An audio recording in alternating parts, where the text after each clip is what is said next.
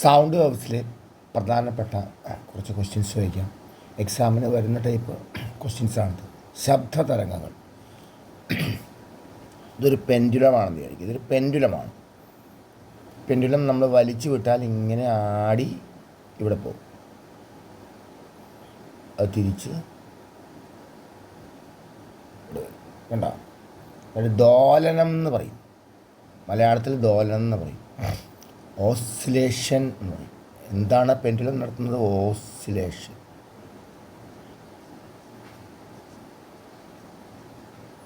ദോലനം. ഈ പെൻഡുലം ഇങ്ങനെ ആടുമ്പോൾ ആ പെൻഡുലം ഒരു പ്രാവശ്യം ആടി വരാൻ, ഒരു പ്രാവശ്യം ദോലനം ചെയ്യാൻ എടുക്കുന്ന സമയമാണ് പീരിയഡ്. ആ പെൻഡുലം ഒരു പ്രാവശ്യം ഒന്ന് ദോലനം ചെയ്യുന്ന സമയം. Time taken for one oscillation. ഒരു ഓസിലേഷൻ ആവശ്യമായ ടൈം, അതിനാണ് പീരിയഡ് എന്ന് പറയുന്നത്. അപ്പോൾ ചിലപ്പോൾ ക്വസ്റ്റ്യൻ ചോദിക്കാം, ഒരു പെൻഡുലം 60 പ്രാവശ്യം ദോലനം ചെയ്യുന്നു 20 സെക്കൻഡിൽ. 20 സെക്കൻഡ് കൊണ്ട് 60 പ്രാവശ്യം ഇങ്ങനെ ആടി വരുന്നു. അങ്ങനെയാണെങ്കിൽ പീരീഡ് എന്ത്, ടൈം പീരീഡ് എന്ത് എന്ന് ചോദിക്കാം. ടൈം പീരീഡിനെ ടി കൊണ്ട് സൂചിപ്പിക്കാം. പീരീഡിനെ ടി കൊണ്ട് സൂചിപ്പിക്കാം. പീരീഡ് എന്ന് പറയുന്നത് total time by number of oscillation ആണ്. എന്താണ്? Total time by number of oscillation.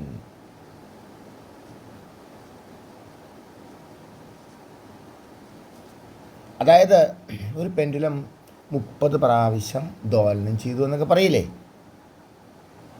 20 second കൊണ്ട് ദോലനം ചെയ്തു. അപ്പോൾ ആകെ അതെടുത്ത സമയം, അതാണ് ആകെ സമയം. അത് ഒരുപാട് പ്രാവശ്യം ദോലനം ചെയ്യും. ചിലപ്പോൾ പറയും 10 പ്രാവശ്യം ദോലനം ചെയ്തു, 20 പ്രാവശ്യം ദോലനം ചെയ്തു എന്നൊക്കെ പറയും. അപ്പോൾ ആ ദോലനം ചെയ്യാൻ, അത്രയും ദോലനം ചെയ്യാനെടുത്ത ആകെ സമയം ബൈ ദോലനങ്ങളുടെ എണ്ണം.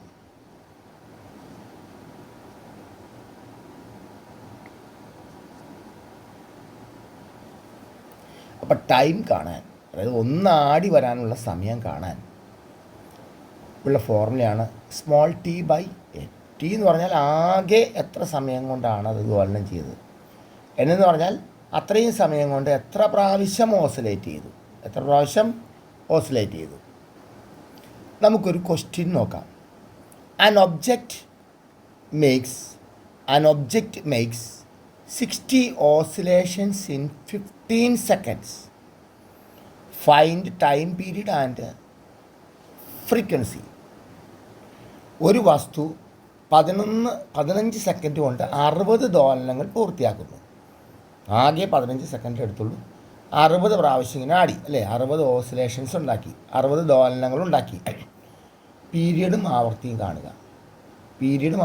കാണുക. അപ്പോൾ ഒരു ഒബ്ജക്റ്റ് 60 ഓസിലേഷൻസ് 15 സെക്കൻഡ് കൊണ്ട് ഉണ്ടാക്കി എങ്കിൽ എന്തൊക്കെയുണ്ട്? പീരിയഡ് എന്ത്,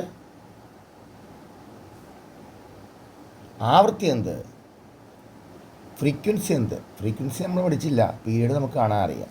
അപ്പോൾ നമുക്ക് ആദ്യം എഴുതാം. ടി എന്ന് പറഞ്ഞാൽ ആകെ എത്ര സമയം കൊണ്ടാണ് ഈ ഓസിലേഷൻസ് ഉണ്ടാക്കിയത്, ഈ ദോലനങ്ങൾ ഉണ്ടാക്കിയത്? 15 സെക്കൻഡ് കൊണ്ട്. 15 സെക്കൻഡ്. എൻ എത്ര ദോലനങ്ങൾ, എത്ര ഓസിലേഷൻസ് ഉണ്ടാക്കി? 60 ഓസിലേഷൻസ് ഉണ്ടാക്കി. നമുക്ക് കാണേണ്ടത് എന്താണ്? പീരീഡ് അല്ലേ? പീരീഡിന് ടി എന്ന് പറയാം. ടൈം പീരീഡ് ടി എന്ന് പറയും. ടി എന്ന് പറയുന്നത് ടി ബൈ എൻ ആണ്. ടി എന്ന് പറഞ്ഞാൽ ആകെ സമയം 15 ആണ്. എൻ ദോലനങ്ങളുടെ എണ്ണം, ഓസിലേഷൻസിൻ്റെ നമ്പർ 60 ആണ്. 15 ഒരു 15, 60 4 15. അപ്പോൾ എന്താണ്?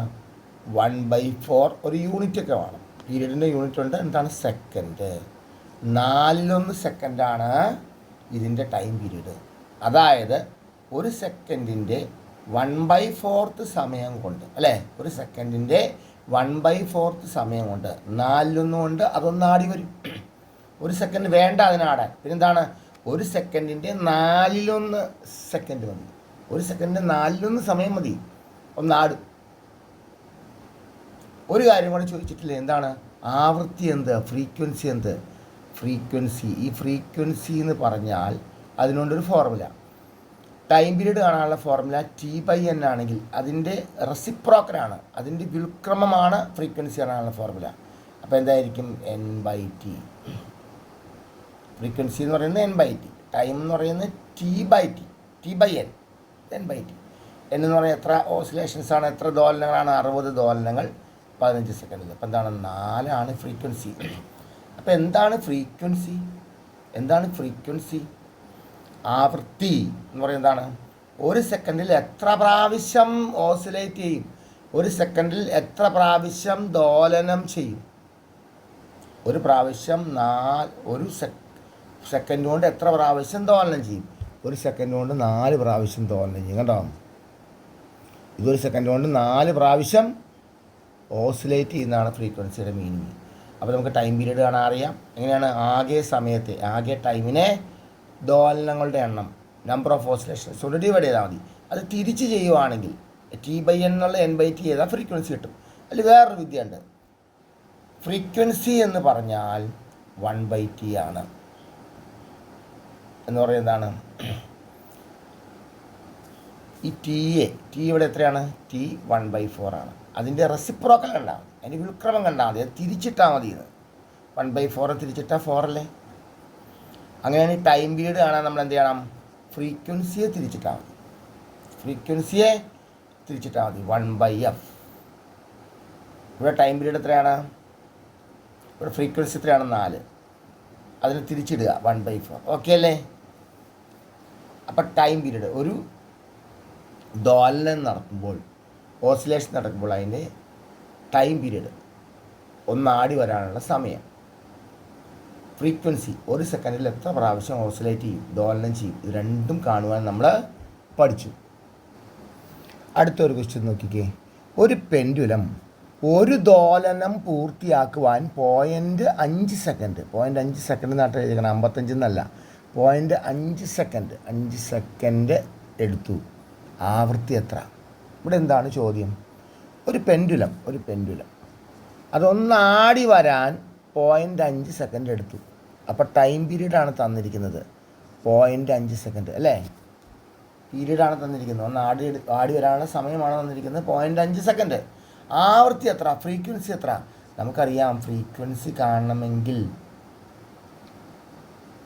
നമുക്ക് എന്ത് ചെയ്യണം? ഫ്രീക്വൻസി ആണെങ്കിൽ നമ്മൾ എന്ത് ചെയ്യണം? 1/T കണ്ടാൽ മതി. പീരീഡിൻ്റെ റെസിപ്രോക്കൽ കണ്ടാൽ മതി, ടൈം പീരീഡിൻ്റെ റെസിപ്രോക്കൽ വ്യുൽക്രമം കണ്ടാൽ മതി. അപ്പോൾ 1/0.5. ഇതെങ്ങനെ ചെയ്യുന്നത്?